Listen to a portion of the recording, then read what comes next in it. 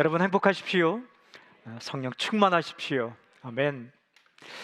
마태복음 12장 46절부터 50절까지 말씀을 읽었습니다. 그리 길지 않은 구절인데 굉장히 중요한 예수님의 말씀을 우리에게 전해주고 있습니다. 먼저 46절, 47절 이렇게 기록되어 있습니다. 예수께서 무리에게 말씀하실 때에 그의 어머니와 동생들이 예수께 말하려고 밖에 섰더니 한 사람이 예수께 여짜오되 보소서 당신의 어머니와 동생들이 당신께 말하려고 밖에 서 있나이다 하니, 예수님께서 사람들에게 말씀하고 계실 때에 한 사람이 찾아와서 이렇게 말했다는 겁니다. 당신의 어머니와 동생들이 당신께 말하고 밖에 서 있습니다. 예수님께도 어머니가 계셨어요. 그리고 동생들이 있었다. 이 마태가 전해주는 이야기를 읽을 때 우리는 이런 생각을 하게 돼요. 예수님께 동생들이 있었나? 예수님이 태어나시고 요셉과 마리아는 또 다른 아이들을 낳았단 말인가? 친동생인가? 사촌동생인가? 이런 질문을 하게 됩니다. 동생 맞습니다. 그리고 친동생 맞습니다.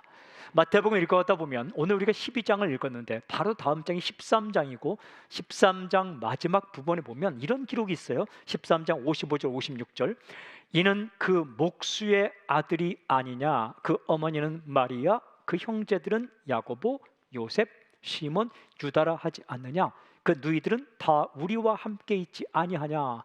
누가 한 말이냐? 예수님의 고향 사람들이 한 이야기입니다. 예수님께서 고향에 찾아가셨을 때 사람들이 예수님에 대해 하신 말씀이에요. 동생들이 있었습니다. 남동생들도 있었고 여동생들도 있었습니다. 여기에 나오는 4명의 남동생들 이름 가운데 야고보는요, 신약 성경에 있는 야고보서를 쓴 사람입니다. 예루살렘 교회에 기둥같이 헌신했던 사람 중에 한 명이 야고보입니다. 그리고 유다는 신약 성경에 있는 유다서를 기록한 사람입니다. 그러니까 예수님의 동생 가운데 2명이나 신약 성경에 있는 성경을 쓰게 되었죠. 근데 이 동생들이 처음에는 예수님께서 하시는 일에 그렇게 호의적이지 않았습니다. 요한복음 7장 6절 5절 보면 이렇게 되어 있어요. 이는 그 형제들까지도 예수를 믿지 아니함이로라. 처음에는 형제들도 예수님을 하나님의 아들로 믿지 않았다라고 전해줍니다. 물론 예수님을 좋아했을 거예요. 형 오빠로 좋아했겠죠. 여러분, 예수님께서 얼마나 좋은 형이었겠어요. 예수님께서 얼마나 좋은 오빠였겠습니까? 예수님의 직업은 목수였는데 예수님은 얼마나 훌륭한 목수이셨을까요? 대충 가구 만들었을까요? 그까이 그 대충 만들어서 팔았을까요? 아니에요. 정성을 다해서 일하는 훌륭한 일꾼이었을 것이고 아마 좋은 오빠, 좋은 형이었을 겁니다. 하지만 이들은 처음에는 예수님을 형이나 오빠로 받아들였지만 하나님이 보내신 구원자로는 처음에는 받아들이지 않았다라는, 여러분 생각해 보면 동생들 입장에서 갑자기 30살이나 되었을 때 예수님 맏아들, 맏아들 아닙니까? 맏아들이 돈을 벌지 않고 무슨 하나님의 나라 운동한다고 사람들 모아서 이렇게 집을 나가 돌아다닐 때에 그 누가 이해를 하겠습니까? 이 성경을 보면 어머니 마리아의 이름은 계속 나오는데 아버지 요셉의 이름이 등장하지 않는 것으로 보아서 아버지 요셉은 예수님과 동생들을 낳은 이후에 아마 세상을 뜬 것으로 많은 학자들이, 대부분의 학자들이 이렇게 뜻을 모읍니다. 아버지도 집에 안 계시는데 그것도 맏형, 맏오빠가 돈벌이를 해도 시원찮은 판에 무슨 운동을 한다고 그 친구들 또 동역자들 모아서, 그것도 대단한 사람들이 아니라 여러 사람들 모아서 이렇게 활동을 할 때 아마 이해가 가지 않았을 겁니다. 하지만 시간이 지났을 때 이들은 예수님을 메시아로 받아들이게 되었고 동역자가 되었으며 그리고 야고보서, 유다서를 기록할 만큼 믿음의 확실한 동역자들이 되었죠. 사람이 살아갈 때 어떤 선한 일을 하거나 하나님 일을 하려고 할 때에 가까운 사람들이 이해하고 응원해 주는 것은 굉장한 복 중의 복입니다. 내가 어떤 일을 하고자 할 때 식구들이, 가족들이 응원하고 이해하고 기도해 주고 또 이렇게 힘을 주는 것은 복 중의 복입니다. 하지만 우리의 소원대로 그런 일이 일어나지 않을 때에도 선한 일, 하나님의 일을 멈추지 말고 묵묵하게 가다 보면 언제가 때가 되었을 때에 이해하고 영적인 동역자가 될 때가 있는 거죠. 여러분, 예수님도 처음에는 가족들로부터 반대를 당했다라고 기록을 합니다. 예수님께 어머니가 계셨다, 아버지가 계셨다, 동생들이 있었다. 굉장히 참 감사한 일입니다. 예수님께서 그런 가족관계 속에서 우리에게 굉장히 중요한 메시지를 주시는데, 그들이 찾아왔을 때 예수님께서 이렇게 말씀하세요. 이어지는 48절, 말하던 사람에게 대답하실 때 누가 내 어머니이며 내 동생들이냐 하시고, 예수님께 이렇게 말씀하셨다는 거예요. 누가 내 어머니며 내 동생들이냐. 여러분, 이 본문은 글로 우리에게 전해주는데 이 글을 읽을 때에 느껴지는 뉘앙스, 느낌이 어떻습니까? 싫은 소리 하는 걸까요? 누가 내 어머니야? 아니, 누가 내 동생들이라고 말하는 거야? 이런 느낌일까요? 짜증나는 목소리일까요? 가족과의 인연을 끊고자 하는 말일까요? 내가 집 나온 지 언제인데 어머니 동생 타령이야, 뭐 이런 의미일까요? 아닙니다. 여러분, 성경을 읽어보면 예수님은 십자가에서 돌아가실 때까지 어머니 챙기셨습니다. 십자가에서 7마디 할 때에도 여자의 보소서 아들입니다. 무슨 뜻이에요? 어머니 걱정하지 마세요, 이런 의미입니다. 그리고 제자 요한을 바라보며 보라 네 어머니라. 무슨 의미입니까? 요한, 내 엄마를 좀 부탁할게. 나는 하나님의 뜻대로 지금 세상을 떠나지만 내 육신의 엄마를 좀 너에게 부탁할게 했을 때, 성경을 읽어보면 그때로부터 요한이 마리아를 자기 집에 모셨다, 어머니로 이렇게 보살펴 준 걸 볼 수 있습니다. 그러니까 끝까지 어머니를 챙기신 예수님, 그리고 사랑이 풍성하신 예수님께서 당신의 식구들을 무시하면서 하나님의 나라 운동을 하지는 않았을 거예요. 여러분, 진정한 영적인 사람이 대단한 일을 한다고 해서 가족 무시하고, 이건 뭔가 좀 나사가 풀린 거 아닙니까? 예수님께서 누가 내 어머니이면 내 동생들이냐라는 이 말씀하셨을 때 짜증내거나 화를 내거나 가족은 다 필요 없다는 의미가 아닐 거예요. 이게 무슨 말이냐? 과연 진짜 어머니, 진정한 동생들, 가족이 무엇일까라는 굉장히 중요한 질문을 하고 있는 겁니다. 그러니까 믿음 안에서 새로운 가족 관계에 대해 말씀하시는 거예요. 이런 겁니다. 메시아가 가져오는 새로운 질서, 새로운 관계에 대해서 말씀하시는 거예요. 여러분, 오늘 읽은 우리 본문은 짧지만, 그리고 복잡하지 않지만 굉장히 중요한 메시지를 우리에게 주십니다. 메시아, 하나님의 아들, 구세주, 구원자가 이 땅에 올 때에 이 세상에 가져오는 새로운 질서가 무엇이냐라는 거예요. 새로운 관계가 무엇이냐.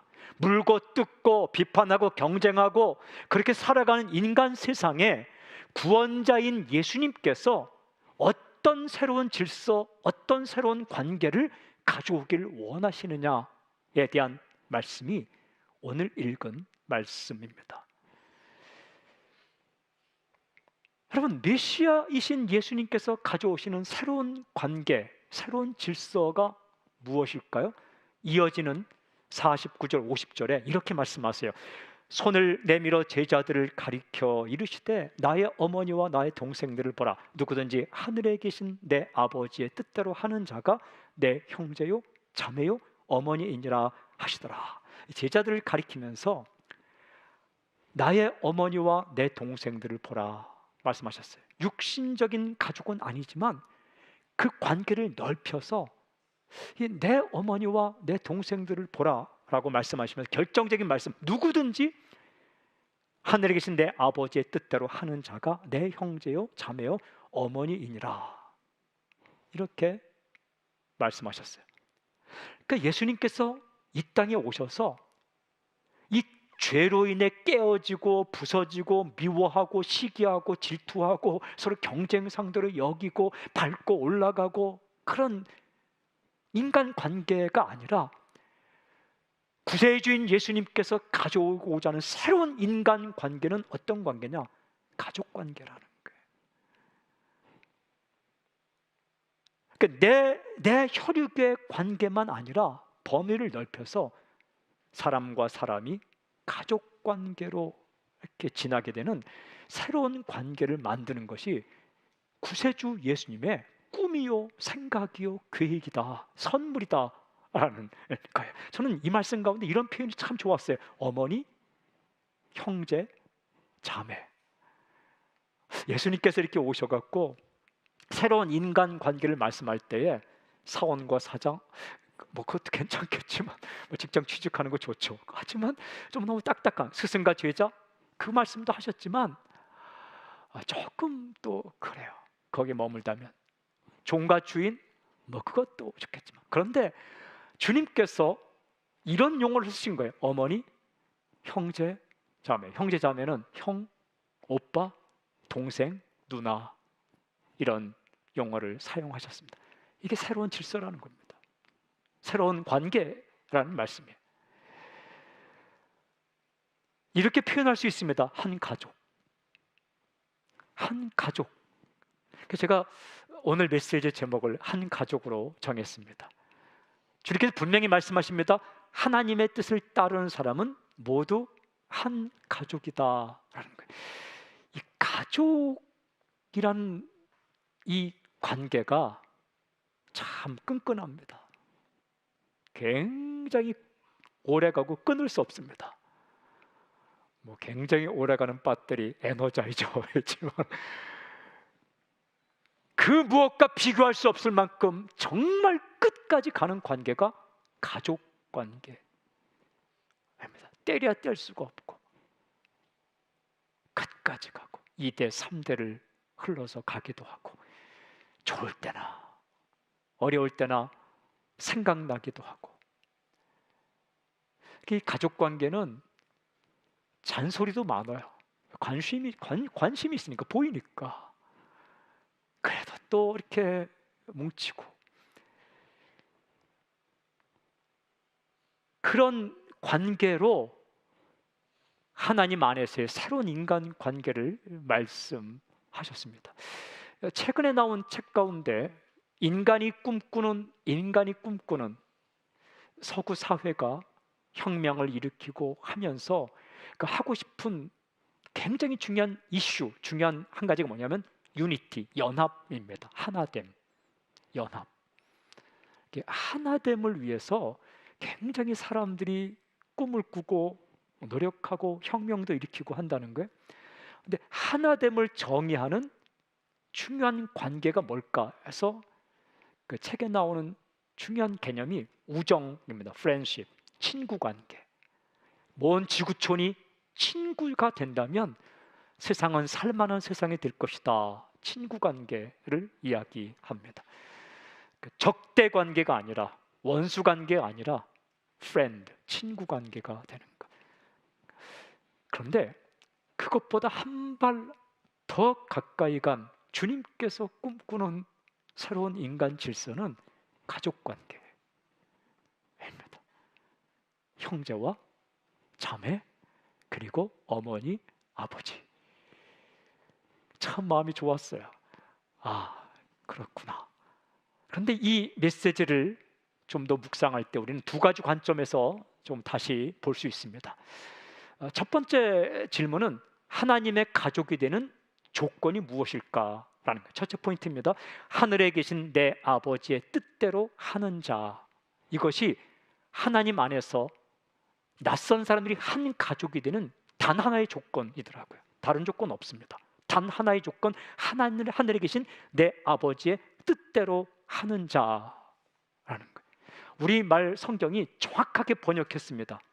토 텔레마 투 파트로스 투 엔 우라노이스라는 이 헬라어 원문을 정확하게 번역해서 하늘에 계시는 나의 아버지의 뜻, 즉 생각을 따라서 행동한 사람은 누구나 하나님 안에서 한 가족이 된다라는 정확하게 잘 번역을 했습니다. 질문이 있어요. 여러분, 하나님의 아버지의 뜻 가운데 가장 중요한 뜻이 무엇일까요? 하나님이 인간을 향해 바라는 가장 중요한 뜻이 무엇일까? 이 질문을 사람들이 예수님께 했더라고요. 요한복음 6장 28절에 보니까 이렇게 기록되어 있어요. 그들이 묻되 우리가 어떻게 하여야 하나님의 일을 하오리까? 이런 질문을 했더라고요. 도대체 무슨 일을 해야 하나님의 일을 할 수 있습니까? 다르게 번역하면 하나님께서 원하시는 첫 번째 뜻이 무엇입니까? 이런 질문이에요. 이 질문에 대해 예수님께서 이렇게 대답하셨어요. 요한 6장 29절, 예수께서 대답하여 이르시되 하나님께서 보내신 이를 믿는 것이 하나님의 일이니라 하시니. 엄청나게 복잡한 게 아니고 하나님께서 보내신 그 사람을 믿는 것이 하나님의 일 중에 일이다, 하나님의 뜻 가운데 뜻이다 라고 말씀하셨습니다. 여기서 하나님의 보내신 이가 누구입니까? 그분은 바로 예수님.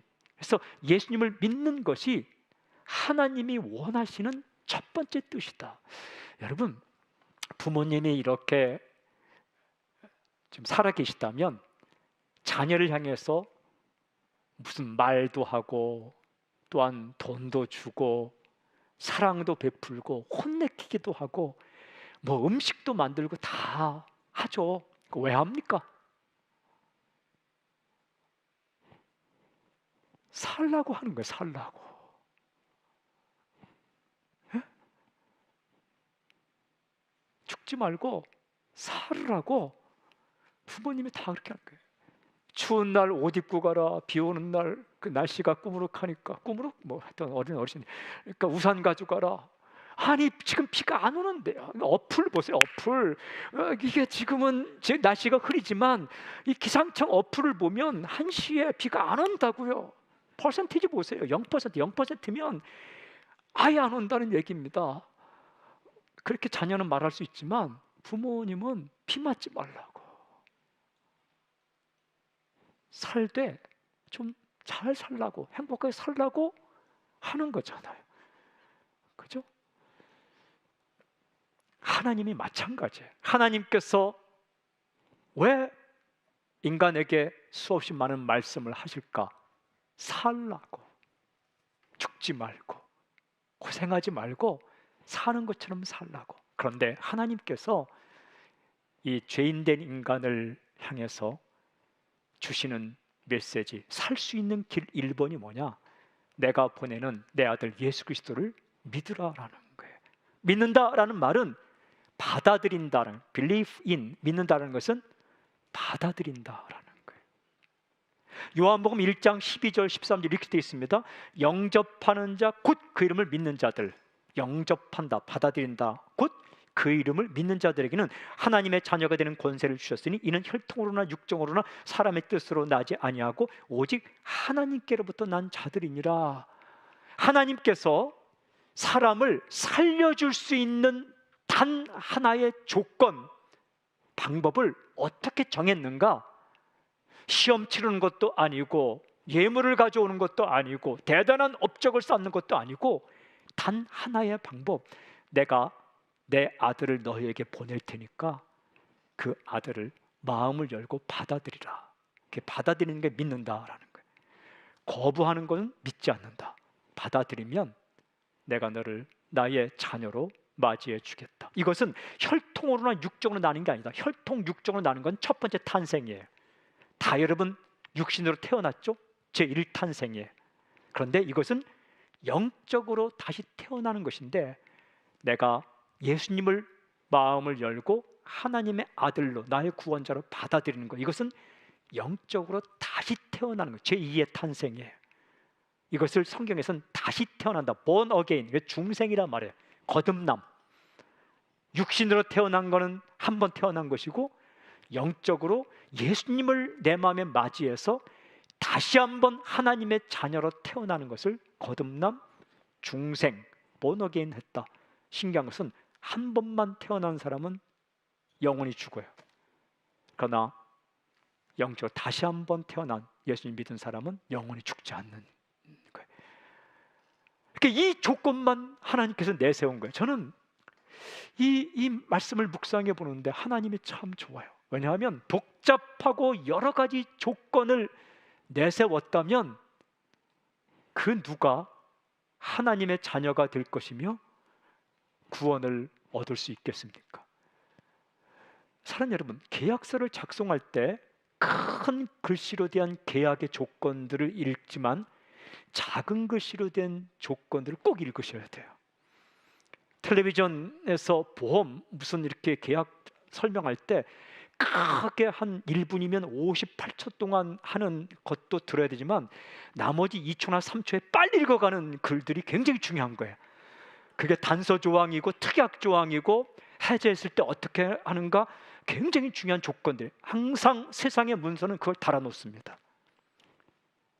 특약, 특별 조항, 이거를 읽지 않고 기억하지 못하고 쓱 지나가면 나중에 낭패를 봅니다. 해외 가서 이렇게 계약을 맺을 때도 언어에 익숙하지 않을 때 앞에 굉장히 큰 계약 조건이 다 잘 들린다고 오케이 하고 사인하면 안 됩니다. 그 잘 들리지 않는, 잘 보이지 않는 작은 글씨에 그걸 잘 봐야 되는 거예요. 사람은요, 인간은 항상 그런 걸 달아놔요. 해줄게. 그러나 만약에 뭐뭐 하면 약속을 지킬 수 않을 수도 있음. 이걸 달아놓는 거예요. 그리고 그것을 정확하게 달지 않고 확대 해석하고 유추 해석할 수 있게끔 여러 가지로 해석할 수 있게 유리하게 해석할 수 있게끔 느슨하게 달아놓는 거예요. 외교 문서가 다 그래요. 인간과 인간의 약속은 그래요. 그걸 안 해놓으면 큰일 나기 때문에 나 살자고 다 해놓는 거예요. 하나님은 그렇지 않았어요. 하나님은 그냥 다른 조건 없이 하나님의 뜻, 그것도 제대로 살고 엄청나게 사는 게 아니라 내가 보낸 내 아들 예수 그리스도를 그냥 마음을 열고 받아들이면 나의 자녀로 맞이하고 너를 살려주겠다. 내가 지은 모든 죄를 용서해 주겠다라고 약속하셨어요. 그래서 하나님의 자녀가 되면 다 한 가족이 되는 거예요. 이게 하나님이 꿈꾸신 세상. 서로 싸우지 않고, 물론 싸우는 가족도 있지만 그래도 세상에서 가장 끈끈하게 서로 위해주는 이 가족 관계를 설명했는데, 예수님을 믿고 하나님의 자녀가 되면 사람들이 한 가족이 되고 서로 함께 울고 함께 웃고 돌아보는 그런 관계가 되게끔, 그게 사는 거예요. 단 하나의 조건이에요. 단 하나의 조건. 단 하나의 조건. 이 조건으로 맺어진 하나님과의 관계, 가족 관계는 끊어지느냐? 끊어질 수 없다. 성경에서 정말 보석처럼 빛나는 성경이 무엇일까? 대부분의 학자들은 로마서를 이야기합니다. 로마서 가운데 마치 반지 끝에 달려있는 다이아몬드처럼 빛나는 장이 몇 장일까? 대부분의 학자들은 8장을 이야기합니다. 8장 가운데 클라이맥스가 어디일까? 8장의 마지막 부분 38절 39절입니다. 이렇게 기록되어 있어요. 로마서 8장 38절 39절. 내가 확신하노니 사망이나 생명이나 천사들이나 권세자들이나 현재일이나 장래일이나 능력이나 높음이나 깊음이나 다른 어떤 피조물이라도 우리를 우리 주 그리스도 예수 안에 있는 하나님의 사랑에서 끊을 수 없으리라. 그 무엇도 하나님과의 관계를 끊을 수 없다. 예수님 안에 있는, 즉 예수님을 믿고 연결된 하나님과의 관계, 하나님의 자녀가 된 관계를 그 무엇도 끊을 수 없다. 죽음도 끊을 수 없다. 사탄도 끊을 수 없다. 여러분, 죽음도 끊을 수 없대요. 우리가 한번 죽지만 죽는다고 해서 하나님과의 관계가 끊어지는 게 아닙니다. 육신으로 죽어도 하나님과의 관계를 끊을 수 없다.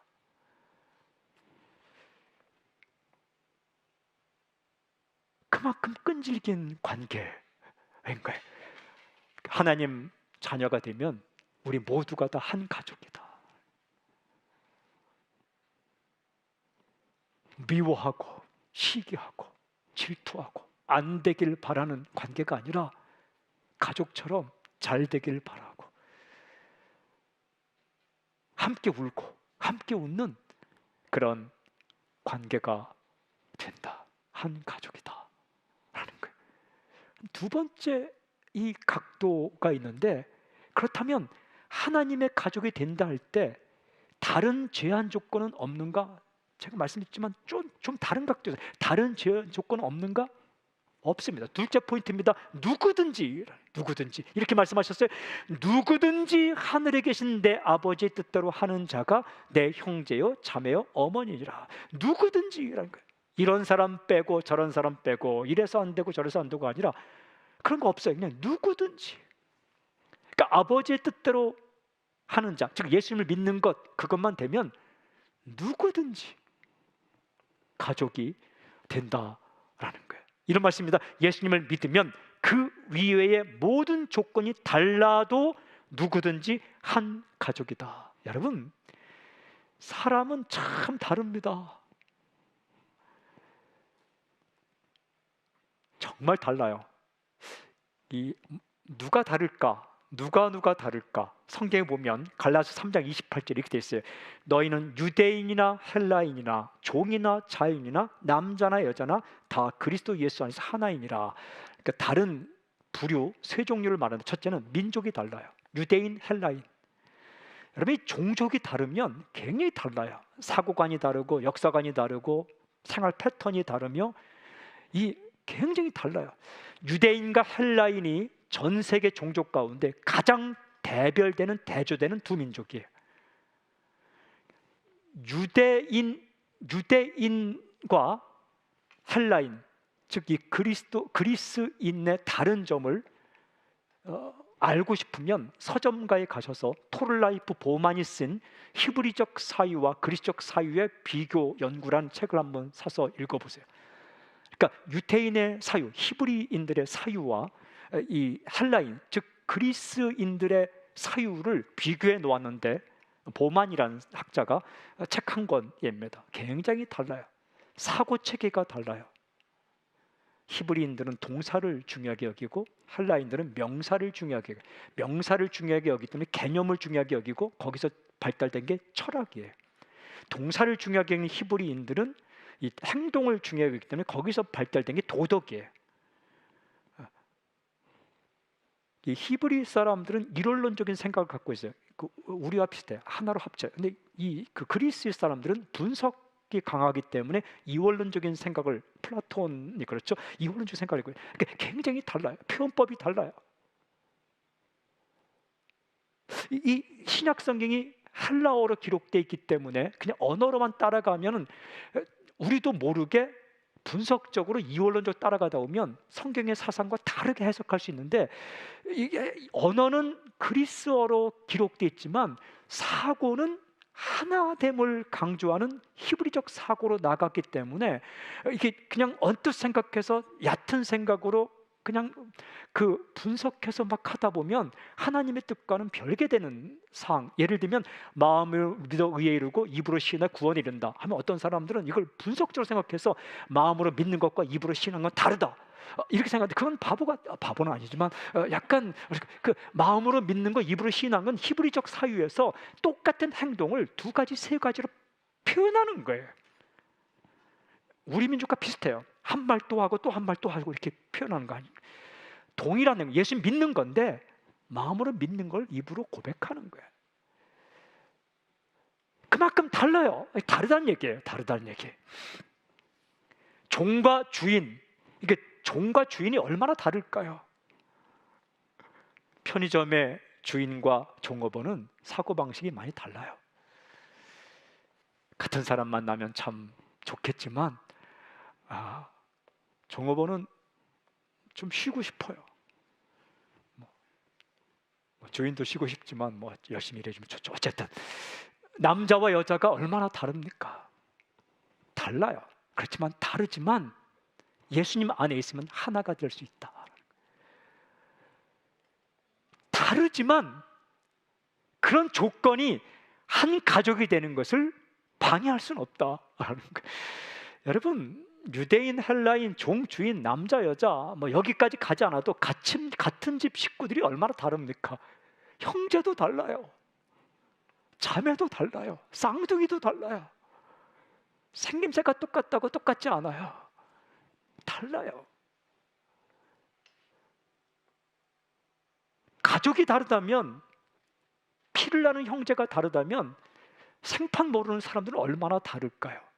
그렇지만 이 다르다는 것이 한 가족이 되는 것을, 주님 안에서 한 가족이 되는 것을 방해할 수는 없다라는 거예요. 사람이 참 다양합니다. 그런데 이 다양하다라는 것은요, 하나님의 작품 컨셉이에요. 하나님의 작품 세계, 하나님의 작품 세계를 나타내는 가장 중요한 특징이 뭐냐면 다양성입니다. 그럼 바다에 있는 그 물고기가 얼마나 다릅니까? 오늘 수산시장에 한번 가보세요.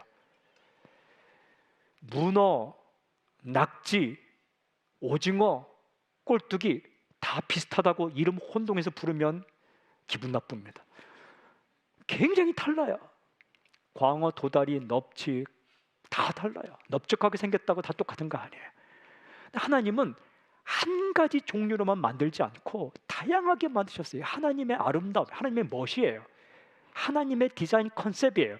하나님의 작품 세계, 다양성의 다양성. 사람을 만들 때에도 다양한 성격으로 만드셨어요. 급한 성격, 느긋한 성격. 그럼 급한 성격이 좋습니까? 느긋한 성격이 좋습니까? 다 좋은 겁니다.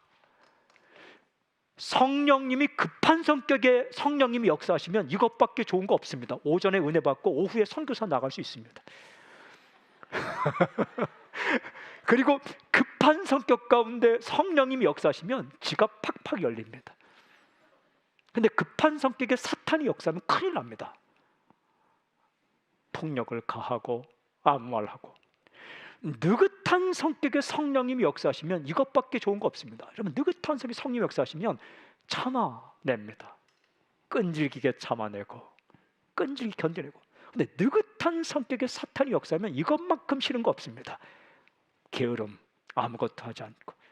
사람의 성격은 느긋한 성격, 급한 성격, 외향적인 성격, 내향적. 여러분, 외향적, 내향적 이렇게 MBTI 뭐 이렇게 하면서 I와 E를 나누지만 동일한 사람에게 I, 내향적인 성격만 100% 있는 사람은 없습니다. 조금 우세하게 나타나는 거죠. 50대 50 정확하게 나타나는 사람은 굉장히 기가 막힌 사람입니다. 그런데 49대 51 혹은 40대 60 이렇게 나타나는 거죠. 0대 100은 없다고요.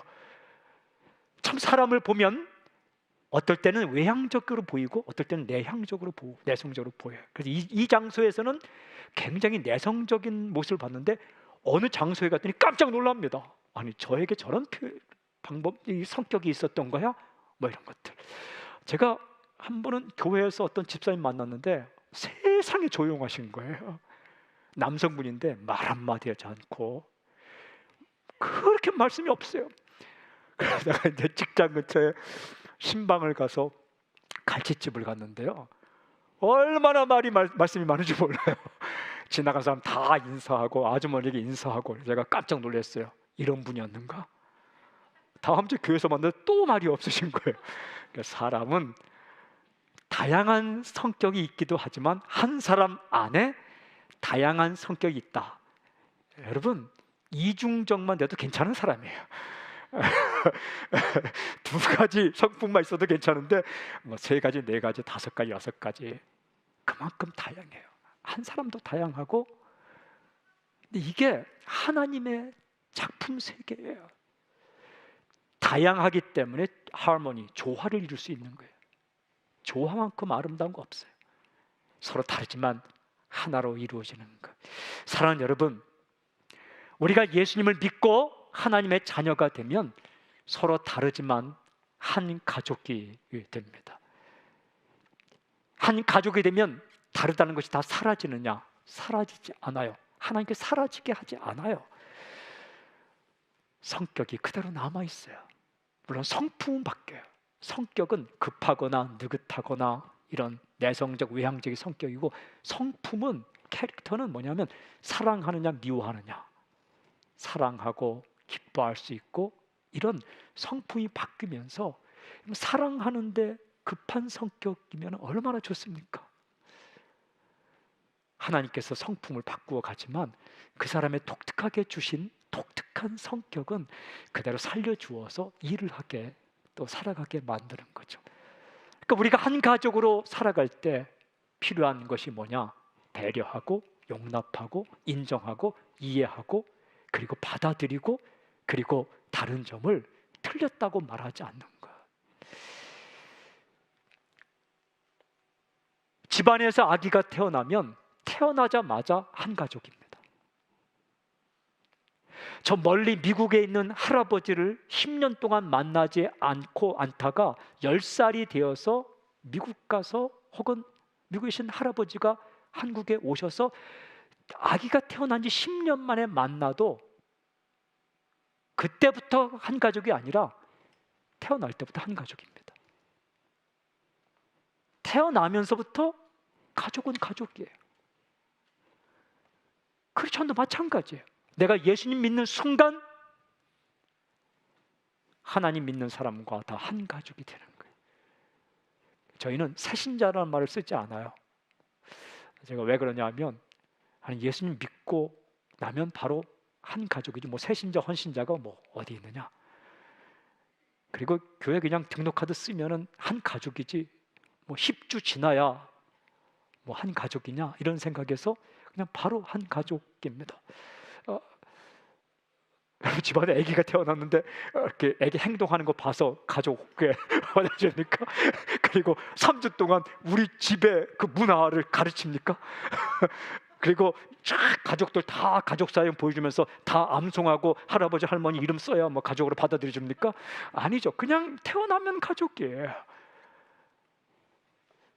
영적도 마찬가지예요. 우리가 한 가족, 그것이 바로 예수님께서 꿈꾸는 세상이고, 메시아이신 예수님께서 이 땅 가운데 가져다 준 새로운 질서예요. 사랑하는 여러분, 교회가 달라도 다 한 가족입니다. 경쟁 상대 아닙니다. 함께 모일 수 없기 때문에 각자 있는 로컬, 지역에서 모이거나 찾아가서 모이는 거지, 그냥 다 한 가족입니다. 교회와 선교단체가 한 가족입니다. 기성세대와 아이들이 영적으로 한 가족입니다.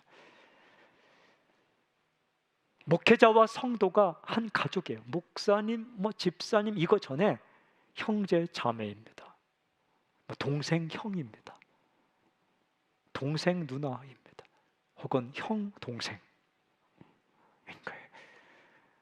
이 관계. 그러니까 어떻게 해야 됩니까? 잘해주란 얘기예요. 홀로 울고 있지 않도록, 버티고 힘들 때에 홀로 힘들어하지 않도록. 사랑하는 여러분, 해외 멀리 가 계시거나 군대가 있는 지체들이나, 혹은 병으로 아픈 상태에 있어서 홀로 있거나, 그리고 어려운 상황을 만난 지체들을 한번 돌아보는 오늘 하루, 일주일이 될 수 있기를 바랍니다. 그리고 여러분의 육신의 가족 가운데 아직 예수 믿지 않는 사람이 있다면 예수님을 믿고 영적으로 하나가 되는, 응원자가 되는 놀라운 복이, 그런 역사와 사건, 은혜가 있기를 저는 선포합니다. 사랑하는 여러분, 마음이 따뜻한 마음을 가질 수 있기를 바랍니다.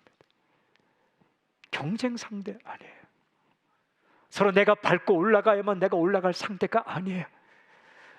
어떻게 하면 한 가족으로서 잘 지낼 수 있을까? 두 가지가 필요하더라고요. 첫째는 낮은 마음에 낮은 마음. 높은 마음에는 지적질만 하게 돼요. 낮은 마음으로 나도 잘난 거 없다, 나도 부족하지. 그래서 그냥 두 번째는 따뜻한 마음이에요. 넓은 마음, 좀 품어줄 수 있는 마음을 가지고. 이게 내 의지로 안 돼요. 기도해야 돼요. 하나님, 나의 마음 가운데 겸손한 마음을 주시고 저의 마음 가운데 넓은 마음을 주세요. 좀 이렇게 품어줄 수 있는 마음. 그 마음 두 가지를 외치세요. 하나는 그럴 수도 있지, 또 하나는 한 번 더. 항상 이런 말을 해야 돼요. 그럴 수가 있어? 여러분들. 그럴 수가 있다며 있어? 있지. 한 글자 차이지만 굉장히 달라요. 물음표를 쓰느냐 느낌표를 쓰느냐. 그래서 이렇게 휴대폰 앞에다가 그럴 수도 있지 이렇게 써서 다니세요. 그럴 수도 있지.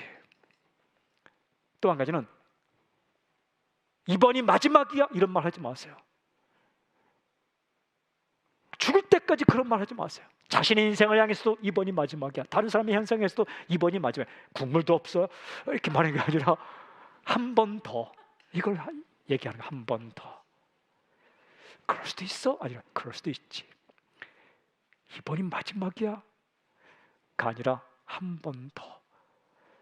그럴 때 우리의 세상은 좀 더 따뜻하고 이게 살만한 세상이 될 거예요. 왜 하나님은 아들 예수를 메시아로 보내셔서 이런 아름다운 가족 관계를 만들게 하셨을까? 살려주려고.